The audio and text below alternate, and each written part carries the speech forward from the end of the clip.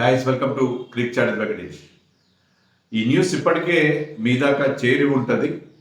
అయితే full confirmation కోసం నేను కాస్త లేట్గా రిలీవ్ చేస్తున్నాను. ఇది కొంచెం మనకి ఇబ్బంది కలిగించే న్యూస్, ఎందుకంటే ఈ సిరీస్ మొత్తానికి, ఇంగ్లాండ్తో ప్రస్తుతం జరుగుతున్న టెస్ట్ సిరీస్ మొత్తానికి కూడా విరాట్ కోహ్లీ ఆబ్సెంట్ అయ్యే అవకాశం ఉన్నట్టుగా మనకు వార్తలు వస్తున్నాయి. కన్ఫర్మ్ అయింది ఏంటంటే రాజ్కోట్లో నెక్స్ట్ వీక్ జరగబోయే థర్డ్ టెస్ట్కి, ఆ తర్వాత రాంచీలో జరగబోయే ఫోర్త్ టెస్ట్కి అయితే విరాట్ కోహ్లీ రూల్డ్ అవుట్. అంటే అతను సెలెక్టర్స్కి ఆల్రెడీ చెప్పేసినట్టు, నేను నా ఫ్యామిలీతో ఉండదలుచుకున్నాను, నేను అవైలబుల్ కాదు, థర్డ్ అండ్ ఫోర్త్ టెస్ట్కి అవైలబుల్ కాదని చెప్పాడు అనేది మనకు కన్ఫర్మ్డ్గా రిపోర్ట్స్ వచ్చినాయి. ఫిఫ్త్ టెస్ట్ కూడా అతను అవైలబుల్ కాకపోవచ్చు అని కూడా మనకి అన్కన్ఫర్మ్డ్ రిపోర్ట్స్ వస్తుంది. నేను ఆల్రెడీ ఒక వీడియో చేశాను విరాట్ కోహ్లీ థర్డ్ టెస్ట్ ఆడకపోవచ్చు అని చెప్పి. అప్పటికే నాకు కొంత క్లారిటీ వచ్చింది ఆ విషయంలో. కొంతమంది వెకిల్ కామెంట్స్ పెడతారు కదా, మీకు ఎవరు విరాట్ కోహ్లీ ఫోన్ చేసి చెప్పాడా నేను థర్డ్ టెస్ట్ ఆడకపోతాను. ఏదైనా నాకు క్రెడిబుల్ ఇన్ఫర్మేషన్ ఉంటేనే నేను వీడియో చేస్తాను, ఎందుకంటే my credibility will be at stake. ఒకసారి నేను రాంగ్ ఇన్ఫర్మేషన్ ఇస్తే మీరు మళ్ళీ నేను చెప్పిన నమ్మరు. సో నేను 1-10 సార్లు చెక్ చేసుకుని నాకు పూర్తిగా నమ్మకం కలిగిన తర్వాతే నేను వార్తలు ఇస్తాను, నేను వీడియోస్ చేస్తాను. సో నాకు ఆ కన్ఫర్మేషన్ వచ్చినాక నేను వీడియో చేశాను. అండ్ ఇప్పుడైతే పక్కాగా ఆ 2 టెస్టులకి అయితే విరాట్ కోహ్లీ అవైలబుల్గా ఉంటాడు. ఫైనల్ టెస్ట్ కూడా ఉండకపోవచ్చు అనేది మనకి తెలుస్తుంది. ఉంటే ఇంకా బాగుంటుంది. ధర్మశాలలో జరుగుతుంది ఫైనల్ టెస్ట్లో. Our batters will be put to greater test, ఎందుకంటే అక్కడ ఇంగ్లీష్ కండిషన్స్ ఉంటాయి, మనకు తెలుసు కదా, బాల్ స్వింగ్ అవుతుంది, కోల్డ్ కండిషన్స్ ఉంటాయి. కనీసం ఫిఫ్త్ టెస్ట్ కానీ విరాట్ కోహ్లీ వస్తాడని మనం ఆశిద్దాం. చాలామంది ఏమంటారంటే విరాట్ కోహ్లీకి ఫ్యామిలీ అంత ముఖ్యమా, టెస్ట్ మ్యాచ్లు ఇంపార్టెంట్ కదా, ధోని అప్పుడు తన వైఫ్ డెలివరీ టైంలో కూడా వరల్డ్ కప్ 2015 వరల్డ్ కప్ అప్పుడు ఆడాడు కదా, విరాట్ కోహ్లీ ఎందుకలా చేస్తాడు. This is all there personal decision. అందులోనూ మనకి రీజన్ తెలియదు. విరాట్ కోహ్లీ ఇంత ఇలాంటి నిర్ణయం తీసుకోవడానికి వెనక ఉన్న స్ట్రాంగ్ రీజన్ ఏదో ఉండి ఉంటుంది. ఆ రీజన్ తెలియదు, అది మనం స్పెక్యులేట్ కూడా చేయదు. చాలా బలమైన కారణం ఉంటేనే విరాట్ కోహ్లీ ఇండియన్ టీంకి దూరంగా ఉంటాడు. అతను ఎంత కమిటెడ్గా ఆడతాడో, ఎంత ప్రాణం పెట్టి ఆడతాడో మనకు తెలుసు. ఈవెన్ యంగ్ విరాట్ కోహ్లీ ఇంకా అప్పుడప్పుడే రంజీ ట్రోఫీలో, తన first year of Ranji trophy అప్పుడు ఒక రంజీ ట్రోఫీ మ్యాచ్ ఆడుతుండగా ఢిల్లీలోనే, ఆ రోజు రాత్రి తన తండ్రి చనిపోయినా కూడా నెక్స్ట్ డే మార్నింగ్ వెళ్ళి మ్యాచ్ ఆడి పరిస్థితి మనకు తెలుసు. అంత కమిటెడ్గా ఉంటాడు విరాట్ కోహ్లీ తన క్రికెట్ విషయంలో. బట్ ఇక్కడ ఏదో స్ట్రాంగ్ రీజన్ ఉంది కాబట్టి అతను ఫ్యామిలీతో ఉండదలిచాడు. దాని గురించి మనం ఏం స్పెక్యులేట్ చేయొద్దు. ఆ స్ట్రాంగ్ రీజన్ ఉంది, అది అతని పర్సనల్ డెసిషన్. అదే గట్టి కారణం ఉంది కాబట్టి అతను టీంకి దూరంగా ఉంటాడు, లేకపోతే ఉండే ప్రసక్తే లేదు. అందులో ఇది ఇంపార్టెంట్ సిరీస్. ఏదో బంగ్లాదేశ్తో ఆడుతున్నాం, లేకపోతే చిన్న టీంతో ఆడుతున్నాం, ఆఫ్ఘనిస్తాన్తో ఆడుతున్నాం అని కాదు కదా. Playing against a strong England team which is giving us a tough fight. So Virat Kohli విషయంలో మనం అలాంటి అనవసరమైన వ్యాఖ్యలు ఏం చేయొద్దని మీ అందరికీ నేను మనం చేస్తాను. తర్వాత ఇంకా కొన్ని వార్తలు వస్తున్నాయి. ఏంటంటే బుమ్రాకి రెస్ట్ ఇస్తారని చెప్పి టెస్ట్ మ్యాచ్ అయినప్పటి నుంచి, వైజాగ్ టెస్ట్ ముగిసినప్పటి నుంచి మనకు వార్తలు వస్తాయి. బుమ్రా వైజాగ్ టెస్ట్లో అంత బాగా పర్ఫామ్ చేసిన తర్వాత రెస్ట్ ఇవ్వడం ఏంటి? Is it the right time? So అది చాలా అప్రస్తుతంగా అనిపించింది. ఎందుకంటే బుమ్రా సూపర్ ఫామ్లో ఉన్నాడు, మంచి రిధంలో ఉన్నాడు. Now has become number 1 bowler, test bowler in ICC rankings. ఈ ర్యాంకింగ్స్ నేను పెద్దగా గొప్పగా భావించాను, కానీ ఇది మొట్టమొదటిసారి ఒక Indian fast bowler ICC ranks, bowling ర్యాంక్స్ని టాప్ చేయడం అనేది, నెంబర్ 1గా ఉండడం అనేది మొట్టమొదటిసారి. గ్రేట్ కపిల్ దేవ్ లాంటి వాళ్ళు కూడా అది దక్కలేదు. గతంలో 3 బౌలర్స్, ఇండియన్ బౌలర్స్ నెంబర్ 1 ర్యాంక్లో ఉన్నారు. దాంట్లో అశ్విన్ ఉన్నాడు, జడేజా ఉన్నాడు, బిషన్ సింగ్ బేడీ ఉన్నాడు, సర్ప్రైజింగ్లీ కుంబ్లే లేడు, అది వేరే విషయం. బట్ స్పిన్నర్సే ఉన్నారు. పేస్ బౌలర్ టెస్ట్ ర్యాంకింగ్స్లో, అందులోనూ on the basis of his performance at home. మన ఇండియాలో ఫాస్ట్ బౌలర్స్కి ఎలాంటి హెల్ప్ ఉండదని తెలుసు మనకి, కానీ అలాంటి పిచ్ల పైన తన స్కిల్తో, తన ఎబిలిటీతో, తన థింకింగ్ బ్రెయిన్తో అతను వికెట్స్ తీయడం అనేది నిజంగా అది బుమ్రాకే చెల్లింది. So let us all congratulate him for getting that number 1 rank.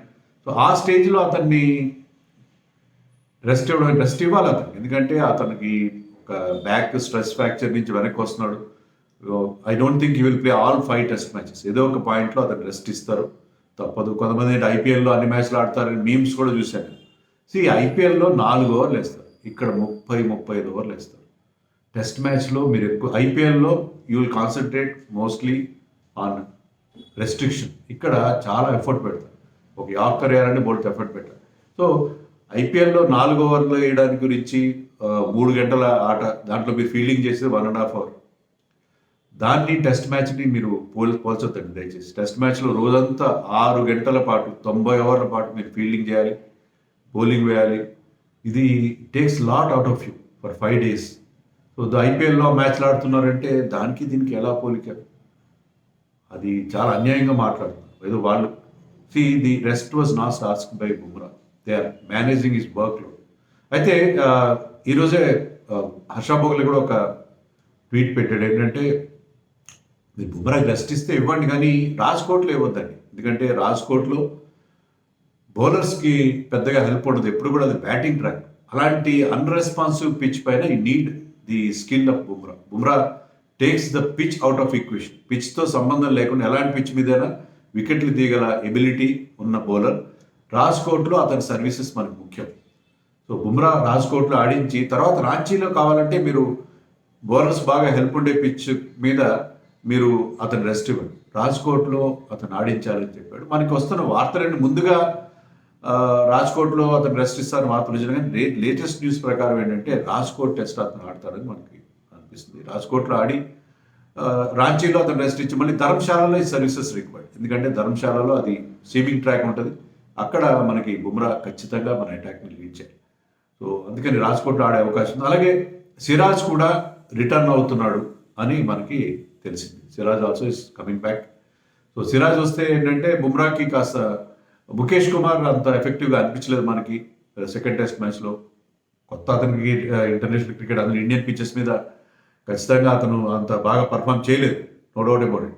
So Siraj ఎప్పుడైతే వస్తాడో బుమ్రా మీద లోడ్ కాస్త తగ్గుతుంది. బుమ్రా అంత ఎఫెక్టివ్ కాకపోయినా సిరాజ్ కూడా చాలా ఎఫెక్టివ్గా బౌలింగ్ వేయగలడు కాబట్టి అతను రావడంతో ఏంటంటే బుమ్రా మీద మనం వైజాగ్లో చూసినంత లోడ్ పడే అవకాశం లేదు. సిరాజ్ అండ్ బుమ్రా ఇద్దరు ఆడే అవకాశం ఆ మ్యాచ్లో మనకి కనిపిస్తుంది రాజ్కోట్లో.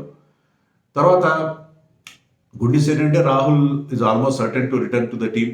రవీంద్ర జడేజా కూడా ఫిట్నెస్ సాధిస్తున్నాడు, అతను కూడా రాజ్కోట్లో ఆడే అవకాశం ఉందని చెప్పి మనకి న్యూస్ వస్తున్నాయి. అయితే ఇంకా కన్ఫర్మేషన్ లేదు. బహుశా జడేజా ఫిట్నెస్ కోసమే సెలెక్టర్స్ టీంని అనౌన్స్ చేయలేదు. థర్డ్ టెస్ట్కి ఈ పాటికి అనౌన్స్ చేయాలి. ఎందుకంటే మన chief selector Agarkar all the way he flu to Vizag వెళ్ళి క్యాప్టెన్తో తర్వాత కోచ్తో అతను లాంగ్ డెలిబరేషన్స్ జరిపాడు, చర్చలు జరిపాడు. ఈవెన్ ఆన్ ద గ్రౌండ్ కూడా వాళ్ళు చాలా ఎక్కువసార్లు మాట్లాడుకోవడం మనం చూసాం.